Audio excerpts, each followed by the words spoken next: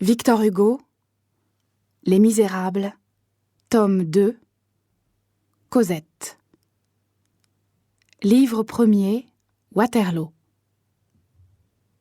Ce qu'on rencontre en venant de Nivelles. L'an dernier, 1861, par une belle matinée de mai, un passant, celui qui raconte cette histoire, arrivait de Nivelles et se dirigeait vers la Hulpe. Il allait à pied. Il suivait, entre deux rangées d'arbres, une large chaussée pavée, ondulant sur des collines qui viennent l'une après l'autre, soulèvent la route et la laissent retomber, et font là comme des vagues énormes. Il avait dépassé l'Îlois et Bois-Seigneur-Isaac. Il apercevait à l'ouest le clocher d'ardoise de Braine-l'Alleud qui a la forme d'un vase renversé. Il venait de laisser derrière lui un bois sur une hauteur, et à l'angle d'un chemin de traverse, à côté d'une espèce de potence vermoulue portant l'inscription « Ancienne barrière numéro 4 », un cabaret ayant sur sa façade cet écriteau « Aux 4 vents ». Échabeau, café de particulier. Un demi-quart de lieue plus loin que ce cabaret, il arriva au fond d'un petit vallon où il y a de l'eau qui passe sous une arche pratiquée dans le remblai de la route. Le bouquet d'arbres, clairsemé mais très vert, qui emplit le vallon d'un côté de la chaussée, s'éparpille de l'autre dans les prairies et s'en va avec grâce et comme en désordre vers Braine-l'Alleud. Il y avait là, à droite, au bord de la route, une auberge, une charrette à 4 roues devant la porte, un grand faisceau de perches à houblon, une charrue, un tas de broussailles sèches près d'une haie vive, de la chaux qui fumait dans un trou carré, une échelle le long d'un vieux hangar à cloison de paille. Une jeune fille sarclait dans un champ où une grande affiche jaune, probablement du spectacle forain de quelque kermesse, volait au vent.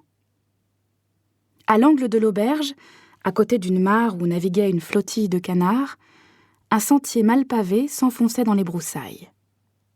Ce passant y entra.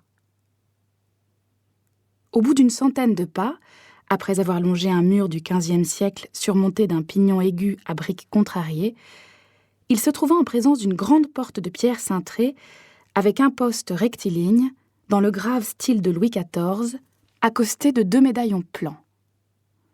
Une façade sévère dominait cette porte. Un mur perpendiculaire à la façade venait presque toucher la porte et la flanquait d'un brusque angle droit. Sur le pré, devant la porte, gisaient 3 herses, à travers lesquelles poussaient pêle-mêle toutes les fleurs de mai. La porte était fermée. Elle avait pour clôture 2 battants décrépits ornés d'un vieux marteau rouillé. Le soleil était charmant. Les branches avaient ce doux frémissement de mai qui semble venir des nids plus encore que du vent. Un brave petit oiseau, probablement amoureux, vocalisait éperdument dans un grand arbre. Le passant se courba et considéra dans la pierre à gauche, au bas du pied droit de la porte, une assez large excavation circulaire ressemblant à l'alvéole d'une sphère. En ce moment, les battants s'écartèrent et une paysanne sortit. Elle vit le passant et aperçut ce qu'il regardait. « C'est un boulet français qui a fait ça », lui dit-elle. Et elle ajouta « Ce que vous voyez là plus haut dans la porte, près d'un clou, c'est le trou d'un gros biscayen. Le biscayen n'a pas traversé le bois. » « Comment s'appelle cet endroit-ci » demanda le passant. « Hougomont » dit la paysanne. Le passant se redressa, il fit quelques pas et s'en alla regarder au-dessus des haies. Il aperçut à l'horizon, à travers les arbres, une espèce de monticule et sur ce monticule quelque chose qui, de loin, ressemblait à un lion. Il était dans le champ de bataille de Waterloo.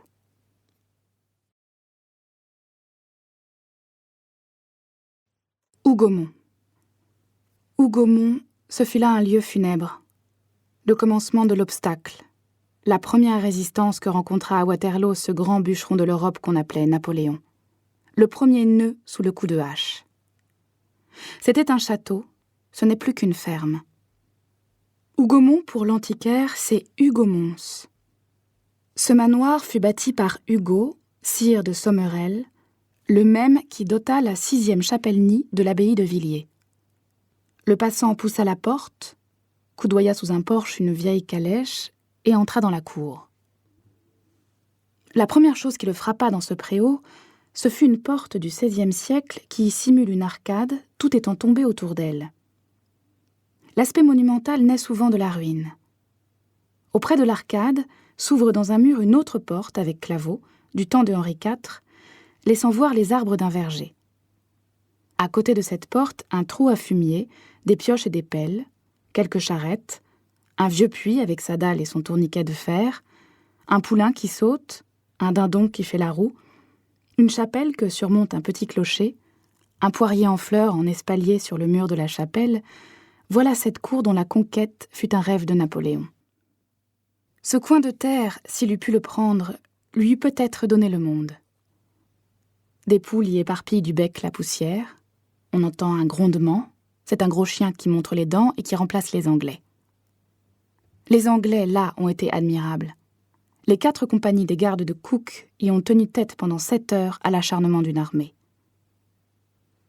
Hougomont, vu sur la carte, en plan géométral, bâtiment et enclos compris, présente une espèce de rectangle irrégulier dont un angle aurait été entaillé. C'est à cet angle qu'est la porte méridionale gardée par ce mur qui la fusille à bout portant. Hougomont a 2 portes, la porte méridionale, celle du château, et la porte septentrionale, celle de la ferme. Napoléon envoya contre Hougomont son frère Jérôme. Les divisions Guilleminot, Foy et Bachelus s'y heurtèrent. Presque tout le corps de Reille y fut employé et y échoua. Les boulets de Kellermann s'épuisèrent sur cet héroïque pan de mur. Ce ne fut pas trop de la brigade Baudouin pour forcer Hougomont au nord, et la brigade Soye ne put que l'entamer au sud sans le prendre. Les bâtiments de la ferme bordent la cour au sud. Un morceau de la porte nord, brisé par les Français, pend accroché au mur. Ce sont 4 planches clouées sur 2 traverses et où l'on distingue les balafres de l'attaque. La porte septentrionale, enfoncée par les Français, et à laquelle on a mis une pièce pour remplacer le panneau suspendu à la muraille, s'entrebâille au fond du préau. Elle est coupée carrément dans un mur, de pierre en bas, de briques en haut, qui ferme la cour au nord. C'est une simple porte charretière, comme il y en a dans toutes les métairies, 2 larges battants faits de planches rustiques, au-delà, des prairies. La dispute de cette entrée a été furieuse. On a longtemps vu sur le montant de la porte toutes sortes d'empreintes de mains sanglantes. C'est là que Bauduin fut tué. L'orage du combat est encore dans cette cour. L'horreur y est visible, le bouleversement de la mêlée s'y est pétrifié. Cela vit, cela meurt, c'était hier. Les murs agonisent, les pierres tombent, les brèches crient, les trous sont des plaies, les arbres penchés et frissonnants semblent faire effort pour s'enfuir. Cette cour, en 1815, était plus bâtie qu'elle ne l'est aujourd'hui. Des constructions qu'on a depuis jetées bas y faisaient des redans, des angles et des coudes d'équerre. Les Anglais s'y étaient barricadés, les Français y pénétrèrent mais ne purent s'y maintenir. À côté de la chapelle, une aile du château, le seul débris qui reste du manoir d'Hougomont, se dresse écroulée, on pourrait dire éventrée. Le château servit de donjon, la chapelle servit de blocos. On s'y extermina. Les Français, arquebusés de toutes parts, de derrière les murailles, du haut des greniers, du fond des caves, par toutes les croisées, par tous les soupiraux, par toutes les fentes des pierres, apportèrent des fascines et mirent le feu aux murs et aux hommes. La mitraille eut pour réplique l'incendie. On entrevoit dans l'aile ruinée, à travers des fenêtres garnies de barreaux de fer, les chambres démantelées d'un corps de logis en briques. Les gardes anglaises étaient embusquées dans ces chambres. La spirale de l'escalier, crevassée du rez-de-chaussée jusqu'au toit, apparaît comme l'intérieur d'un coquillage brisé. L'escalier a 2 étages.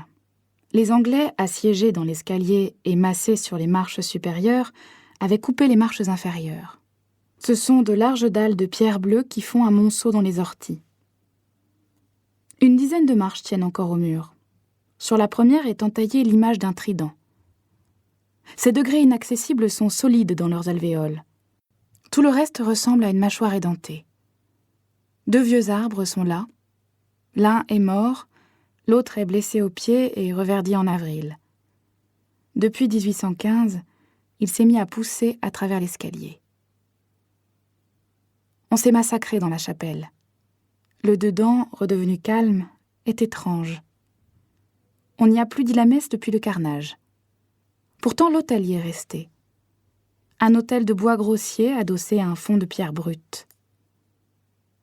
4 murs lavés au lait de chaux, une porte vis-à-vis l'autel, 2 petites fenêtres cintrées, sur la porte un grand crucifix de bois, au-dessus du crucifix un soupirail carré bouché d'une botte de foin.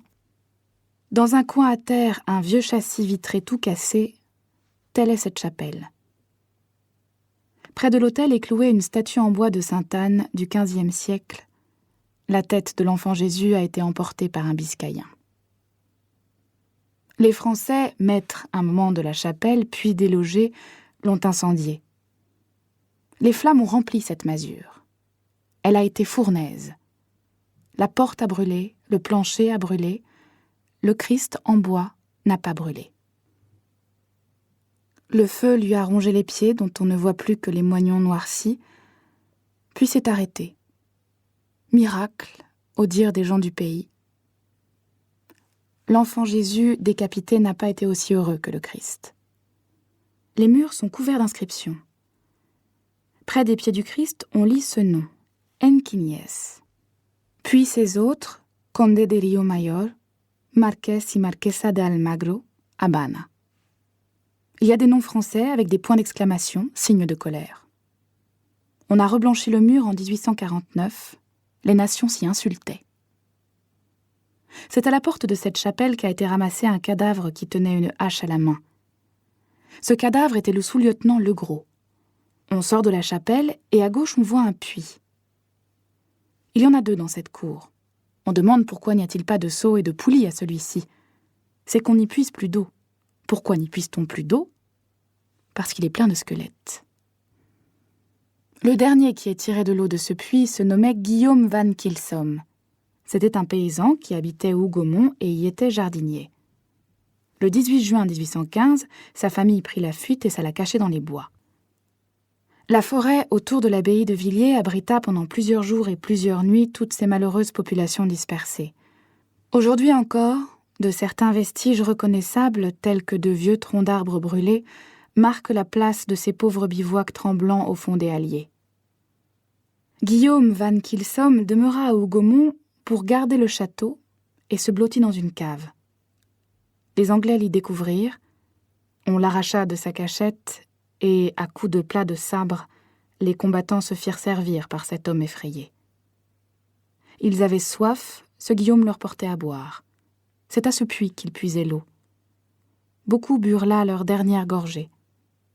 Ce puits, où burent tant de morts, devait mourir lui aussi. Après l'action, on eut une hâte, enterrer les cadavres. La mort a une façon à elle de harceler la victoire, et elle fait suivre la gloire par la peste. Le typhus est une annexe du triomphe. Ce puits était profond, on en fit un sépulcre. On y jeta 300 morts, peut-être avec trop d'empressement. Tous étaient-ils morts ? La légende dit non. Il paraît que, la nuit qui suivit l'ensevelissement, on entendit sortir du puits des voix faibles qui appelaient. Ce puits est isolé au milieu de la cour. 3 murs, mi-partie pierre et briques, repliés comme les feuilles d'un paravent et simulant une tourelle carrée, l'entourent de 3 côtés. Le 4e côté est ouvert. C'est par là qu'on puisait l'eau. Le mur du fond a une façon d'œil de bœuf informe, peut-être un trou d'obus. Cette tourelle avait un plafond dont il ne reste que les poutres. La ferrure de soutènement du mur de droite dessine une croix. On se penche et l'œil se perd dans un profond cylindre de briques qu'emplit un entassement de ténèbres. Tout autour du puits, le bas des murs disparaît dans les orties. Ce puits n'a point pour devanture la large dalle bleue qui sert de tablier à tous les puits de Belgique. La dalle bleue y est remplacée par une traverse à laquelle s'appuient 5 ou 6 difformes tronçons de bois, noueux et ankylosés, qui ressemblent à de grands ossements. Il n'y a plus ni seau, ni chaîne, ni poulie, mais il y a encore la cuvette de pierre qui servait de déversoir. L'eau des pluies s'y amasse, et de temps en temps, un oiseau des forêts voisines vient y boire et s'envole. Une maison dans cette ruine, la maison de la ferme, est encore habitée. La porte de cette maison donne sur la cour. À côté d'une jolie plaque de serrure gothique, il y a sur cette porte une poignée de fer à trèfle posée de biais.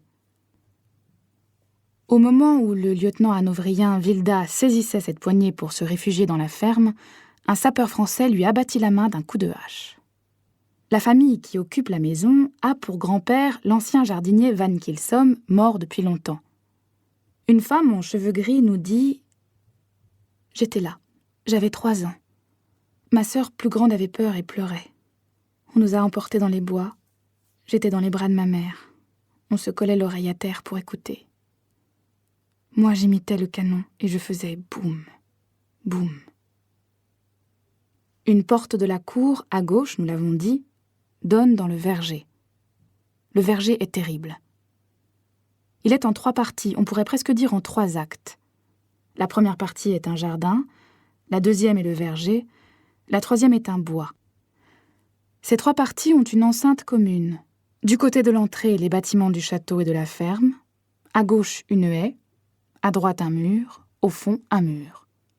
Le mur de droite est en briques, le mur du fond est en pierre. On entre dans le jardin d'abord. Il est en contrebas, planté de groseilliers, encombré de végétation sauvage, fermé d'un terrassement monumental en pierre de taille avec balustre à double renflement. C'était un jardin seigneurial dans ce premier style français qui a précédé le nôtre, ruine et ronce aujourd'hui. Les pilastres sont surmontés de globes qui semblent des boulets de pierre. On compte encore 43 balustres sur leur dés, les autres sont couchés dans l'herbe. Presque tous sont des éraflures de mousqueterie. Un balustre brisé est posé sur l'étrave, comme une jambe cassée. C'est dans ce jardin, plus bas que le verger, que 6 voltigeurs du premier léger, ayant pénétré là et n'en pouvant plus sortir, pris et traqués comme des ours dans leur fosse, acceptèrent le combat avec 2 compagnies hanovriennes, dont une était armée de carabines. Les hanovriens bordaient ces balustres et tiraient d'en haut.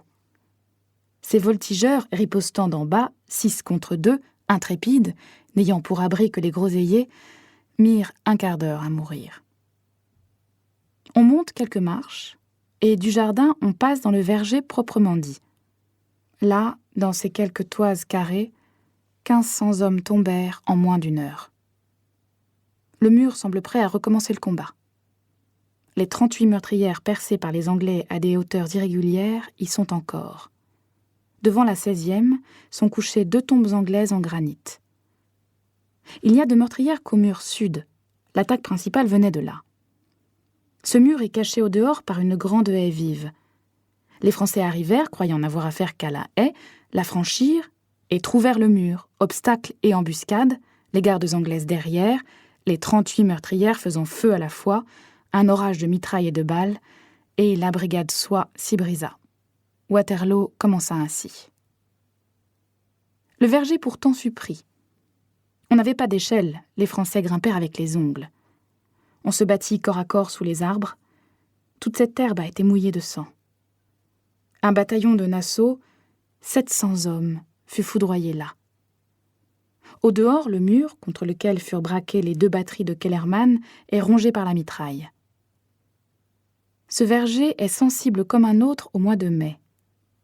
Il a ses boutons d'or et ses pâquerettes, l'herbe y est haute, des chevaux de charrue y paissent, des cordes de crin où sèche du linge traversent les intervalles des arbres et font baisser la tête aux passants. On marche dans cette friche et le pied enfonce dans les trous de taupe. Au milieu de l'herbe, on remarque un tronc déraciné, gisant, verdissant. Le major Blackman s'y est adossé pour expirer. Sous un grand arbre voisin est tombé le général allemand Duplat, d'une famille française réfugiée à la révocation de l'édit de Nantes. Tout à côté se penche un vieux pommier malade pansé avec un bandage de paille et de terre glaise. Presque tous les pommiers tombent de vieillesse. Il n'y en a pas un qui n'ait sa balle ou son biscaïen. Les squelettes d'arbres morts abondent dans ce verger. Les corbeaux volent dans les branches. Au fond, il y a un bois plein de violettes.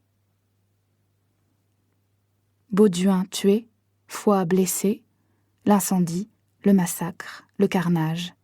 un ruisseau fait de sang anglais, de sang allemand et de sang français furieusement mêlés, un puits comblé de cadavres, le régiment de Nassau et le régiment de Brunswick détruits, Duplat tué, Blackman tué, les gardes anglaises mutilées, 20 bataillons français sur les 40 du corps de Reille décimés, 3000 hommes dans cette seule masure de Hougomont, sabrés, écharpés, égorgés, fusillés, brûlés, et tout cela pour qu'aujourd'hui un paysan dise à un voyageur « Monsieur, donnez-moi 3 francs, si vous aimez, je vous expliquerai la chose de Waterloo. »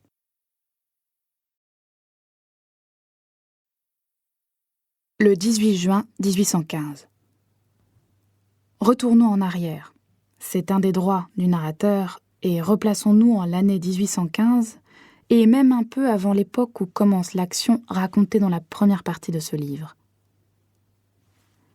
S'il n'avait pas plu dans la nuit du 17 au 18 juin 1815, l'avenir de l'Europe était changé. Quelques gouttes d'eau de plus ou de moins ont fait pencher Napoléon. Pour que Waterloo fût la fin d'Austerlitz, la Providence n'a eu besoin que d'un peu de pluie, et un nuage traversant le ciel à contresens de la saison a suffi pour l'écroulement d'un monde. La bataille de Waterloo, et ceci a donné à Blücher le temps d'arriver, n'a pu commencer qu'à 11h30. Pourquoi ? Parce que la terre était mouillée. Il a fallu attendre un peu de raffermissement pour que l'artillerie pût manœuvrer. Napoléon était officier d'artillerie et il s'en ressentait. Le fond de ce prodigieux capitaine, c'était l'homme qui, dans le rapport au directoire sur Aboukir, disait « Tel de nos boulets a tué 6 hommes ».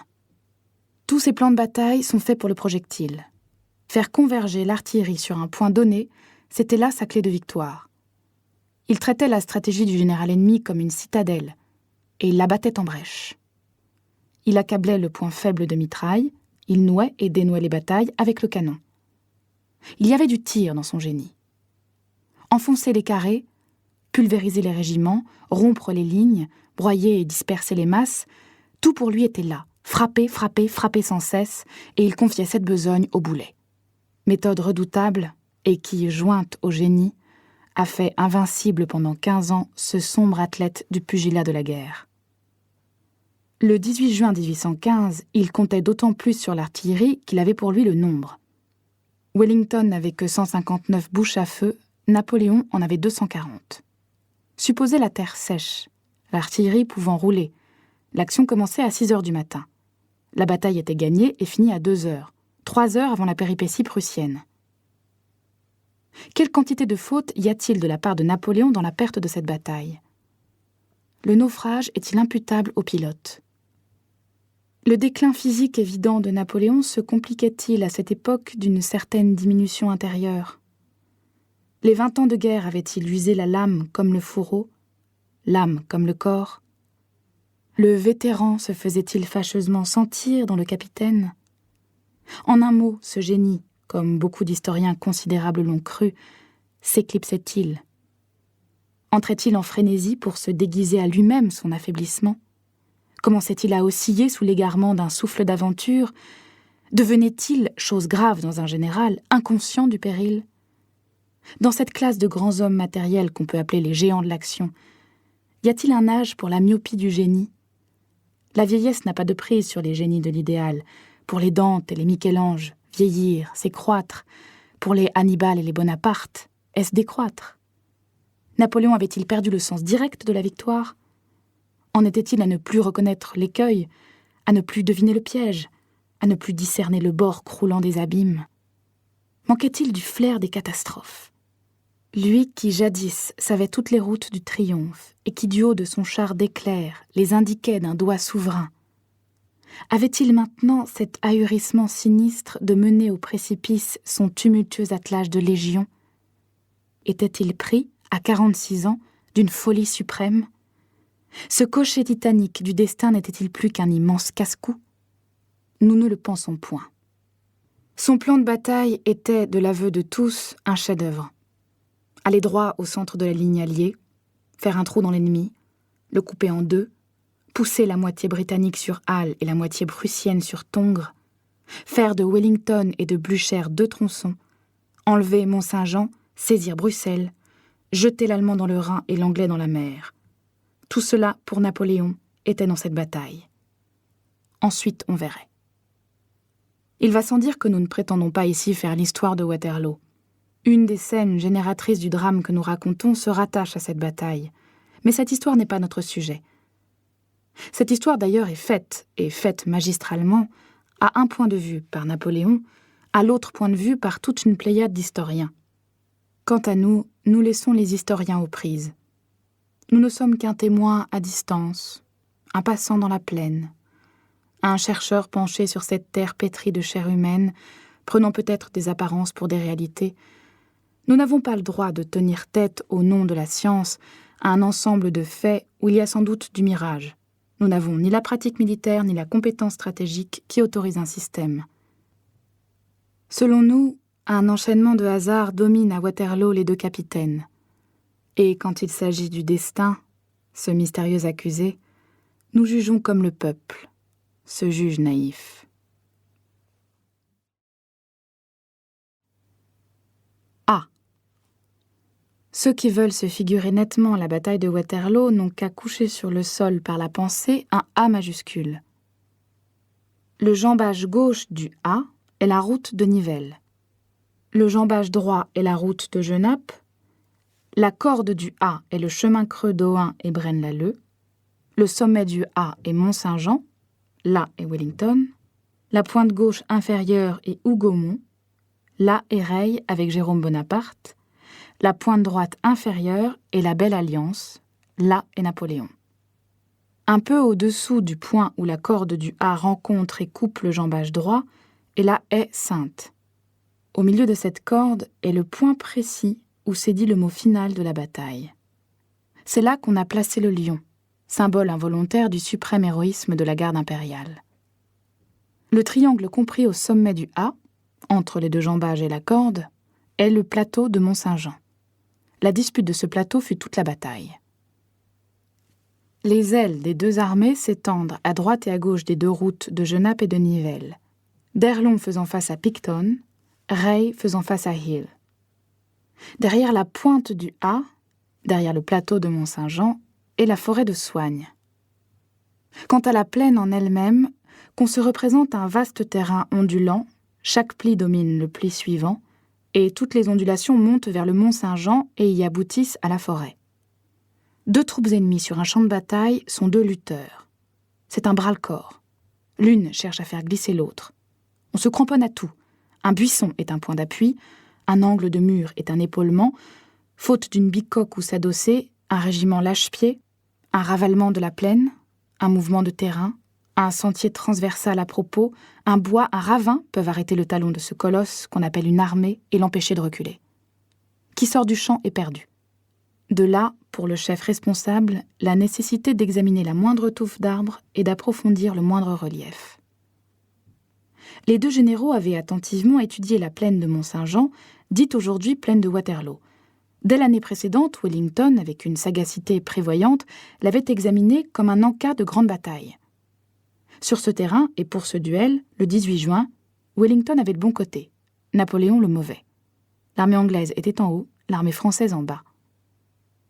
Esquisser ici l'aspect de Napoléon à cheval, sa lunette à la main sur la hauteur de Rossomme à l'aube du 18 juin 1815, cela est presque de trop. Avant qu'on le montre, tout le monde l'a vu. Ce profil calme sous le petit chapeau de l'école de Brienne, cet uniforme vert, le revers blanc cachant la plaque, la redingote cachant les épaulettes, l'angle du cordon rouge sous le gilet, la culotte de peau, le cheval blanc avec sa housse de velours pourpre ayant au coin des N couronnées et des aigles, les bottes à l'écuyère sur des bas de soie, les éperons d'argent, l'épée de Marengo, toute cette figure du dernier César est debout dans les imaginations, acclamée des uns, sévèrement regardée par les autres. Cette figure a été longtemps toute dans la lumière. Cela tenait à un certain obscurcissement légendaire que la plupart des héros dégagent et qui voile toujours plus ou moins longtemps la vérité. Mais aujourd'hui, l'histoire et le jour se font. Cette clarté, l'histoire, est impitoyable. Elle a cela d'étrange et de divin que toute lumière qu'elle est, et précisément parce qu'elle est lumière, elle met souvent de l'ombre là où l'on voyait des rayons. Du même homme, elle fait deux fantômes différents, et l'un attaque l'autre, et en fait justice. Et les ténèbres du despote luttent avec l'éblouissement du capitaine. De là une mesure plus vraie dans l'appréciation définitive des peuples. Babylone violée diminue Alexandre, Rome enchaînée diminue César, Jérusalem tuée diminue Titus. La tyrannie suit le tyran. C'est un malheur pour un homme de laisser derrière lui de la nuit qui a sa forme.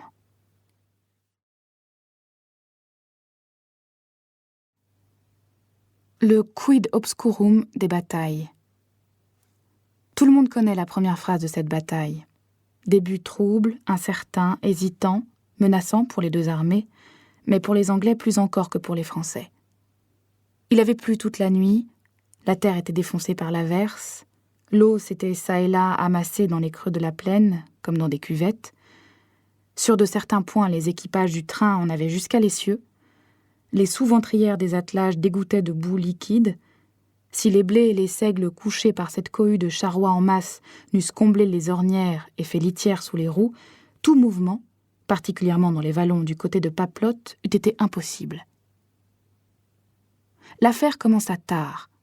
Napoléon, nous l'avons expliqué, avait l'habitude de tenir toute l'artillerie dans sa main comme un pistolet, visant tantôt tel point, tantôt tel autre de la bataille, et il avait voulu attendre que les batteries attelées puissent rouler et galoper librement. Il fallait pour cela que le soleil parût et séchât le sol. Mais le soleil ne parut pas. Ce n'était plus le rendez-vous d'Austerlitz. Quand le premier coup de canon fut tiré, le général anglais Colville regarda à sa montre et constata qu'il était 11h35. L'action s'engagea avec furie. Plus de furie peut-être que l'empereur n'eût voulu, par l'aile gauche française sur Hougomont. En même temps, Napoléon attaqua le centre, en précipitant la brigade Quiot sur la haie Sainte, et Ney poussa l'aile droite française contre l'aile gauche anglaise qui s'appuyait sur Papelotte. L'attaque sur Hougomont avait quelques simulations.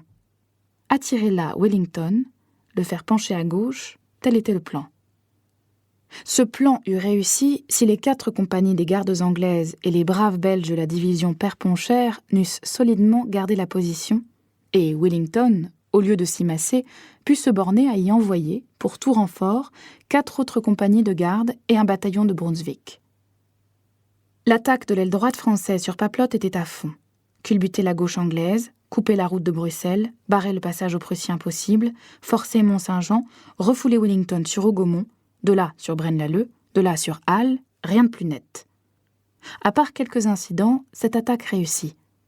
Papelotte fut pris, la haie Sainte fut enlevée. Détail à noter, il y avait dans l'infanterie anglaise, particulièrement dans la brigade de Kempt, force recrues. Ces jeunes soldats, devant nos redoutables fantassins, furent vaillants. Leur inexpérience se tira intrépidement d'affaire. Ils firent surtout un excellent service de tirailleurs. Le soldat en tirailleur, un peu livré à lui-même, devient pour ainsi dire son propre général. Ces recrues montrèrent quelque chose de l'invention et de la furie française.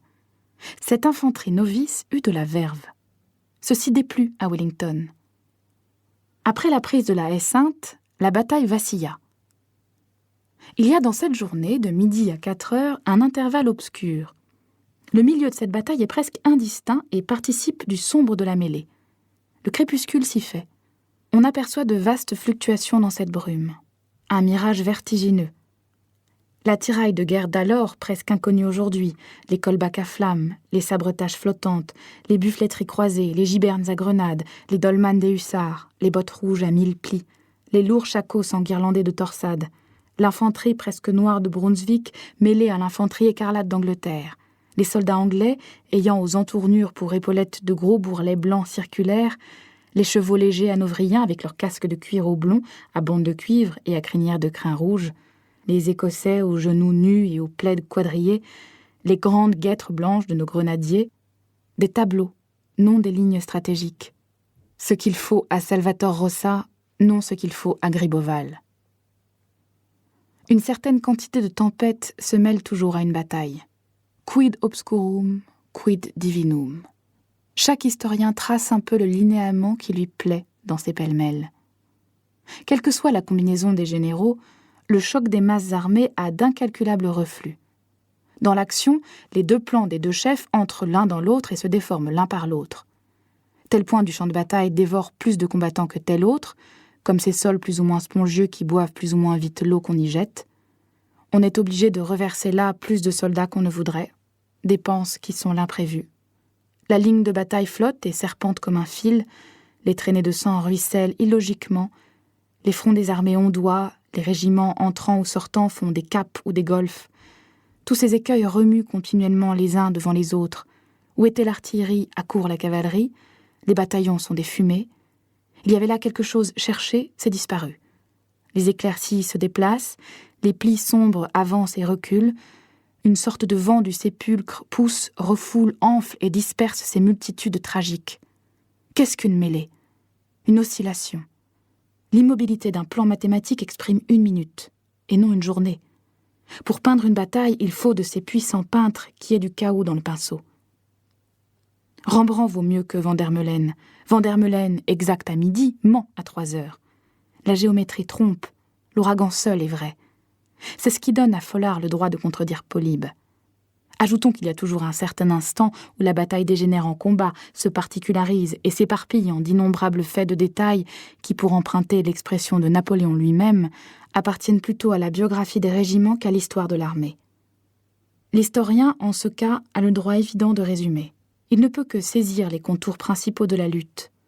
Et il n'est donné à aucun narrateur, si consciencieux qu'il soit, de fixer absolument la forme de ce nuage horrible qu'on appelle une bataille. Ceci, qui est vrai de tous les grands chocs armés, est particulièrement applicable à Waterloo. Toutefois, dans l'après-midi, à un certain moment, la bataille se précisa.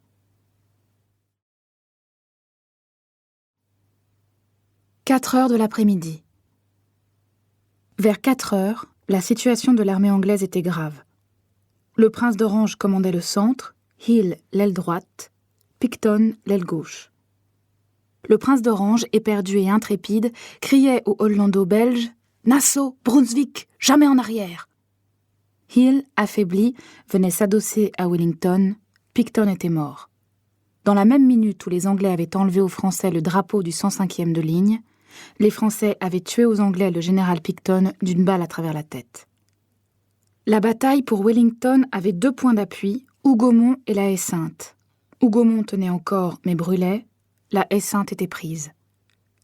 Du bataillon allemand qui la défendait, 42 hommes seulement survivaient. Tous les officiers, moins 5, étaient morts ou pris. 3000 combattants s'étaient massacrés dans cette grange. Un sergent des gardes anglaises, le premier boxeur de l'Angleterre, réputé par ses compagnons invulnérables, y avait été tué par un petit tambour français. Bering était délogé, Alten était sabré, plusieurs drapeaux étaient perdus, dont un de la division Alten et un du bataillon de Lunebourg porté par un prince de la famille des Deux Ponts.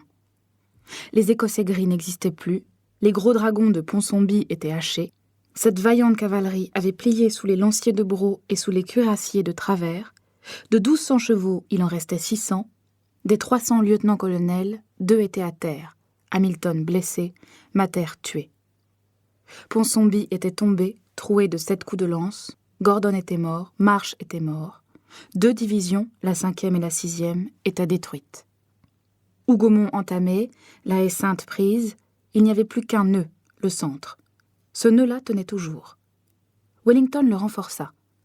Il y appela Hill, qui était à Merbe-Braine. Il y appela Chassé, qui était à Braine-l'Alleud. Le centre de l'armée anglaise, un peu concave, très dense et très compact, était fortement situé. Il occupait le plateau de Mont-Saint-Jean, ayant derrière lui le village et devant lui la pente, assez âpre alors. Il s'adossait à cette forte maison de pierre qui était à cette époque un bien domanial de Nivelles et qui marque l'intersection des routes, masse du XVIe siècle si robuste que les boulets y ricochaient sans l'entamer. Tout autour du plateau, les Anglais avaient taillé çà et là les haies, fait des embrasures dans les aubépines, mis une gueule de canon entre 2 branches, crénelé les buissons. Leur artillerie était en embuscade sous les broussailles. Ce travail punique, incontestablement autorisé par la guerre qui admet le piège, était si bien fait que Haxo, envoyé par l'empereur à 9 heures du matin pour reconnaître les batteries ennemies, n'en avait rien vu, et en était revenu dire à Napoléon qu'il n'y avait pas d'obstacle, hors les 2 barricades barrant les routes de Nivelles et de Genappe. C'était le moment où la moisson est haute, sur la lisière du plateau. Un bataillon de la brigade de Kempt, le 95e, armé de carabines, était couché dans les grands blés. Ainsi assuré et contre-buté, le centre de l'armée anglo-hollandaise était en bonne posture. Le péril de cette position était la forêt de Soignes, alors contiguë au champ de bataille et coupée par les étangs de Gronandel et de Boisfort. Une armée n'eût pu y reculer sans se dissoudre. Les régiments s'y fussent tout de suite désagrégés. L'artillerie s'y fut perdue dans les marais. La retraite, selon l'opinion de plusieurs hommes du métier, contestée par d'autres, il est vrai, eût été là un sauve-qui-peut. Wellington ajouta à ce centre une brigade de chassés, ôtée à l'aile droite, et une brigade de Winkle, ôtée à l'aile gauche, plus la division de Clinton. À ces Anglais, au régiment de Halkett, à la brigade de Mitchell, aux gardes de Maitland, il donna comme épaulement et contrefort l'infanterie de Brunswick, le contingent de Nassau, les Hanovriens de Kielmansegge et les Allemands d'Ompteda. Cela lui mit sous la main 26 bataillons. L'aile droite, comme dit Charras, fut rabattue derrière le centre. Une batterie énorme était masquée par des sacs à terre à l'endroit où est aujourd'hui ce qu'on appelle le musée de Waterloo. Wellington avait en outre, dans un pli de terrain, les dragons-gardes de Somerset, 1400 chevaux. C'était l'autre moitié de cette cavalerie anglaise si justement célèbre. Ponsonby détruit, restait Somerset. La batterie qui, achevée, eût été presque une redoute, était disposée derrière un mur de jardin très bas, revêtue à la hâte d'une chemise de sacs de sable et d'un large talus de terre. Cet ouvrage n'était pas fini, on n'avait pas eu le temps de le palissader. Wellington, inquiet mais impassible, était à cheval et y demeura toute la journée dans la même attitude, un peu en avant du vieux moulin de Mont-Saint-Jean, qui existe encore, sous un orme qu'un Anglais depuis, vandale enthousiaste, a acheté 200 francs, scié et emporté. Wellington fut là froidement héroïque. Les boulets pleuvaient. L'aide de camp Gordon venait de tomber à côté de lui. Lord Hill, lui montrant un obus qui éclatait, lui dit « My Lord, quelles sont vos instructions et quels ordres nous laissez-vous si vous vous faites tuer ?»« De faire comme moi, » répondit Wellington. À Clinton, il dit laconiquement « Tenir ici jusqu'au dernier homme. » La journée visiblement tournait mal. Wellington criait à ses anciens compagnons de Talavera, de Vittoria et de Salamanque « Boys, est-ce qu'on peut songer à lâcher pied? Pensez à la vieille Angleterre !» Vers 4 heures, la ligne anglaise s'ébranla en arrière. Tout à coup, on ne vit plus sur la crête du plateau que l'artillerie et les tirailleurs. Le reste disparut. Les régiments, chassés par les obus et les boulets français, se replièrent dans le fond que coupe encore aujourd'hui le sentier de service de la ferme de Mont-Saint-Jean. Un mouvement rétrograde se fit. Le front de bataille anglais se déroba. Wellington recula. « Commencement de retraite !» cria Napoléon.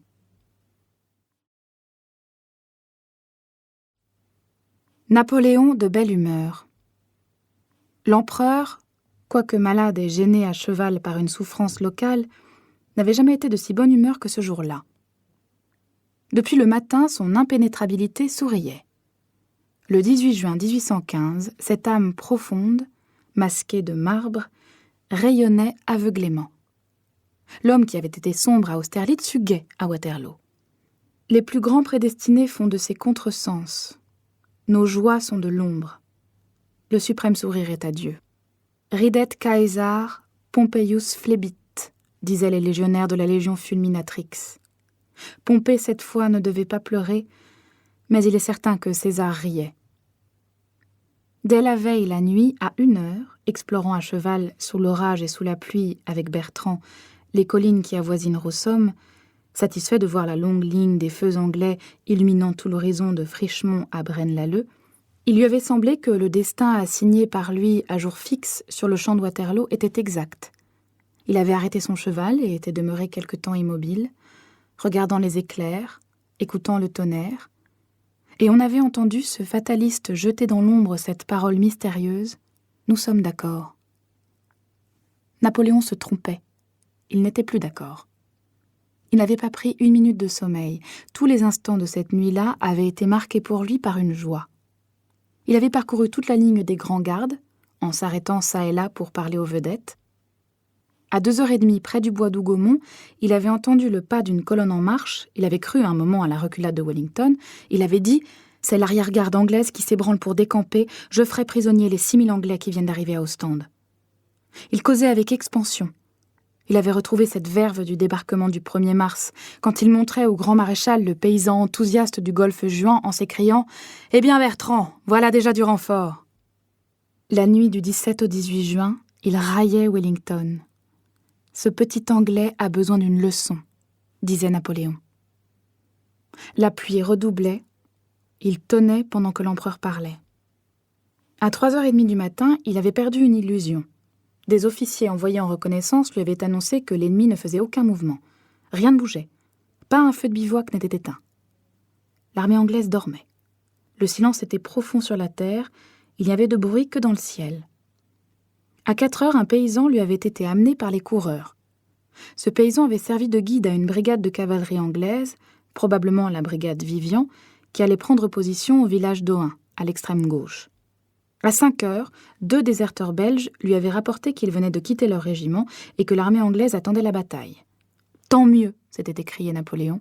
« J'aime encore mieux les culbuter que les refouler. » Le matin, sur la berge qui fait l'angle du chemin de Plancenoit, il avait mis pied à terre dans la boue, s'était fait apporter de la ferme de Rossomme une table de cuisine et une chaise de paysan, s'était assis, avec une botte de paille pour tapis, et avait déployé sur la table la carte du champ de bataille en disant « Joli échiquier ». Par suite des pluies de la nuit, les convois de vivres, empêtrés dans des routes défoncées, n'avaient pu arriver le matin.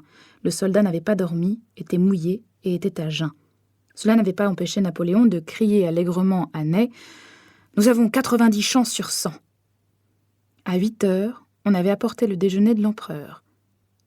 Il y avait invité plusieurs généraux. Tout en déjeunant, on avait raconté que Wellington était l'avant-veille au bal à Bruxelles, chez la duchesse de Richmond. Et Soult, rude homme de guerre avec une figure d'archevêque, avait dit « Le bal, c'est aujourd'hui ». L'empereur avait plaisanté Ney et disait « Wellington ne sera pas assez simple pour attendre votre majesté ». C'était là d'ailleurs sa manière. « Il badinait volontiers », dit Fleury de Chaboulon. Le fond de son caractère était une humeur enjouée, dit Gourgaud. Il abondait en plaisanteries plutôt bizarres que spirituelles, dit Benjamin Constant. Ces gaietés de géant valent la peine qu'on y insiste. C'est lui qui avait appelé ses grenadiers les grognards. Il leur pinçait l'oreille, il leur tirait la moustache. L'empereur ne faisait que nous faire des niches. Ceci est un mot de l'un d'eux.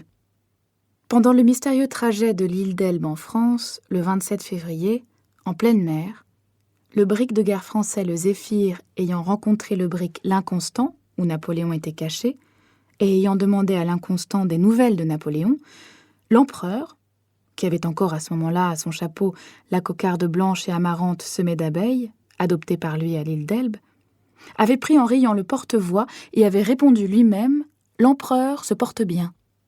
Qui rit de la sorte est en familiarité avec les événements. Napoléon avait eu plusieurs accès de rire pendant le déjeuner de Waterloo. Après le déjeuner, il s'était recueilli un quart d'heure, puis 2 généraux s'étaient assis sur la botte de paille, une plume à la main, une feuille de papier sur le genou, et l'empereur leur avait dicté l'ordre de bataille.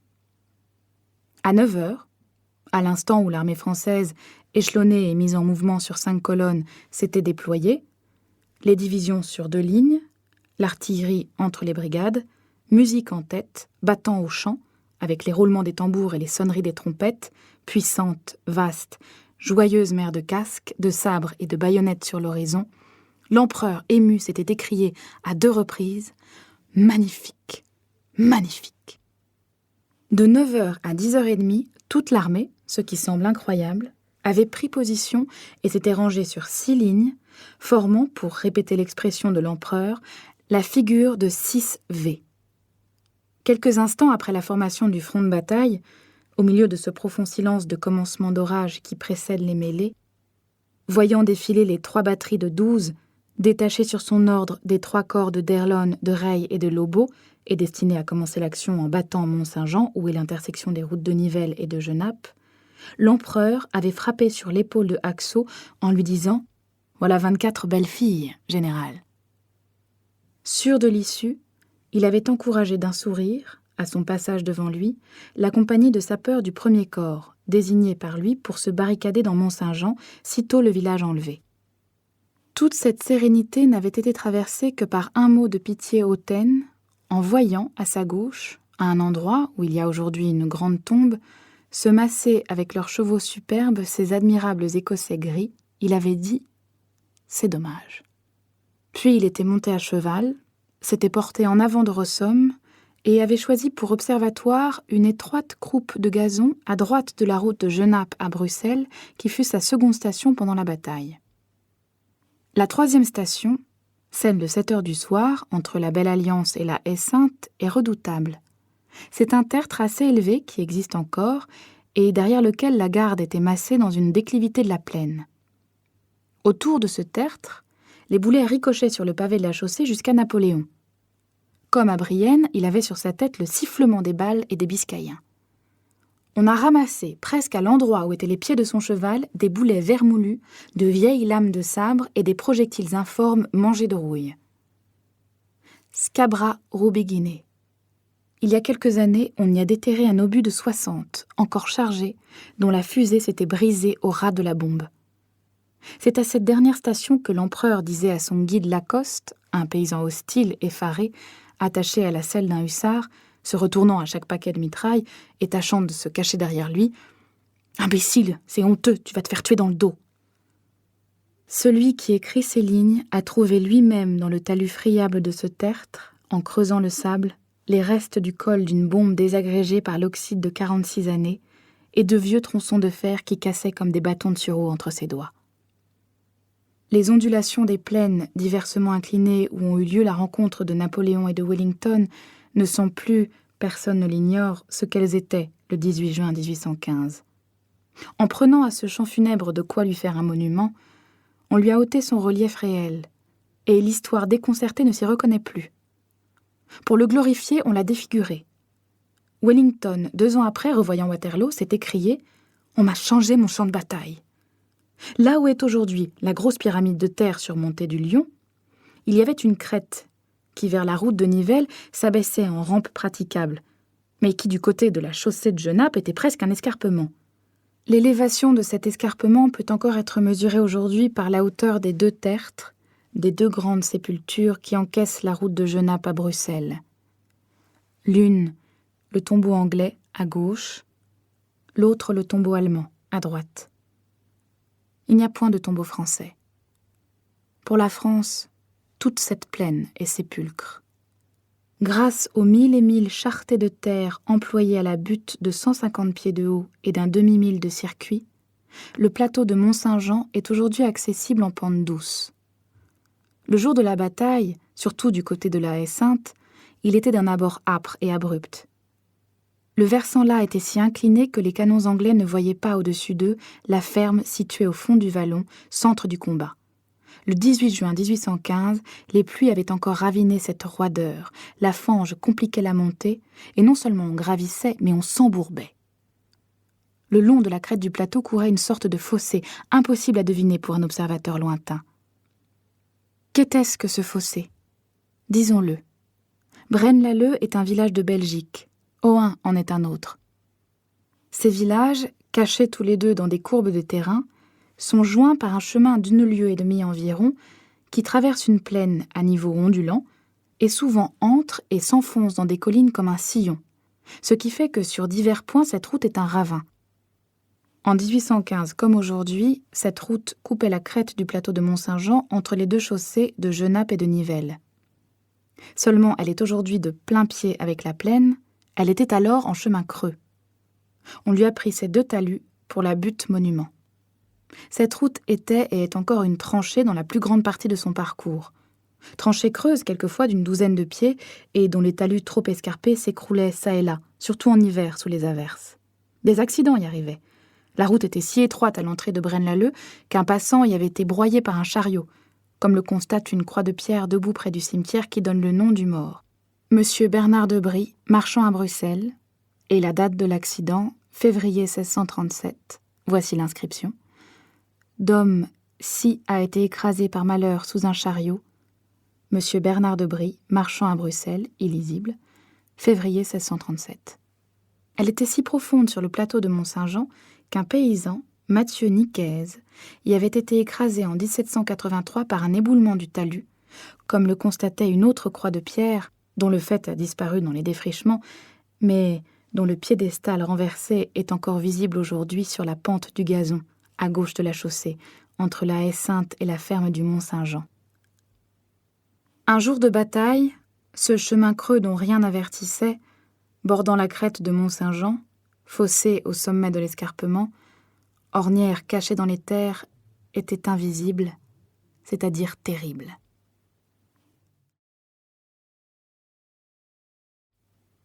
L'empereur fait une question au guide Lacoste.